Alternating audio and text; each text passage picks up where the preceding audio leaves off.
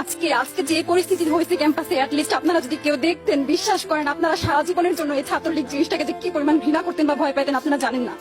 এরা আমাদের সামনে রড দিয়ে পিটায়, ছেলেগুলারে রড দিয়ে পিটায় একদম আধামরা করে ফেলছে। তারা এসে আমাদের পেছনে লুকাইছে, আমাদের বোরকার পেছনে, আমাদের ওড়নার পেছনে লুকায় বলে, আপু আমাদের একটু লুকায় রাখেন, আমাদের ওরা মাইরা ফেলবে, আমাদের বাঁচান আপু বাঁচান। আমরা তাদের ওড়না দিয়ে বোরকা দিয়ে লুকায় রাখছি, সেইখান থেকে আমাদের ধাক্কা দিয়ে ফেলে দিয়ে তাদের বের করে আমার মাথায় রড দিয়ে মারছে, এমন অবস্থা।